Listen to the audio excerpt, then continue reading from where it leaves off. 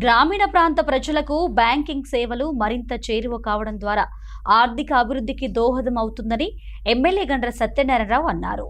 ముగులపల్లి మండల కేంద్రంలో వరంగల్ జిల్లా సహకార కేంద్ర బ్యాంక్ లిమిటెడ్ నూతన బ్రాంచ్ను ఎమ్మెల్యే గండ్ర సత్యనారాయణరావు ముఖ్య అతిథిగా హాజరై ప్రారంభించారు. సహకార బ్యాంకులు గ్రామీణ ఆర్థిక వ్యవస్థకు వెన్నెముకలుగా నిలుస్తాయని అన్నారు. రైతులు, మహిళా సంఘాలు, చిన్న వ్యాపారులు సులభంగా రుణ సదుపాయాలు పొందేందుకు ఈ కొత్త బ్రాంచ్ ఉపయోగపడుతుందని తెలిపారు. అదేవిధంగా మండలంలోని వివిధ గ్రామాలకు చెందిన 33 మంది లబ్ధిదారులకు 11,21,500 రూపాయల విలువ గల ముఖ్యమంత్రి సహాయ నిధి చెక్కులను ఎమ్మెల్యే గండ్ర సత్యనారాయణరావు పంపిణీ చేశారు. సీఎం రిలీఫ్ ఫండ్ పేద మధ్యతరగతి కుటుంబాలకు ఆపద్ బంధవంగా నిలుస్తుందన్నారు. అనారోగ్య సమస్యలతో ఆర్థిక ఇబ్బందులు ఎదుర్కొంటున్న కుటుంబాలకు ప్రభుత్వం అండగా నిలిచి సహాయం అందించడం జరుగుతుందని తెలిపారు. ముల్కనూరు సొసైటీని మనం ఆదర్శంగా తీసుకొని సహకార సంఘంలో అప్పులు తీసుకునే వాళ్ళు ఇచ్చిపుచ్చుకునే ధోరణిలు ఉండాలి. ఈ అప్పు ఎన్నడూ మాపైతుందని చూడదు. రెన్యువల్ అనేది కంపల్సరీ చేసుకోవాల్సినటువంటి అవసరం ఉన్నది.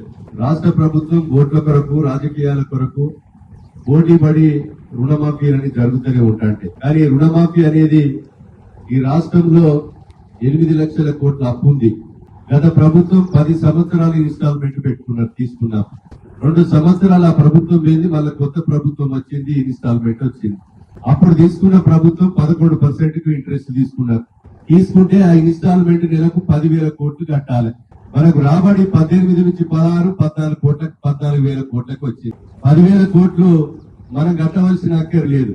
ఏదైతే రిజర్వ్ బ్యాంకు మనకు వచ్చే 14-15,000 కోట్లలోకి వెళ్ళి అవి తీసుకొని మిగితే మనకి ఇవ్వాలి.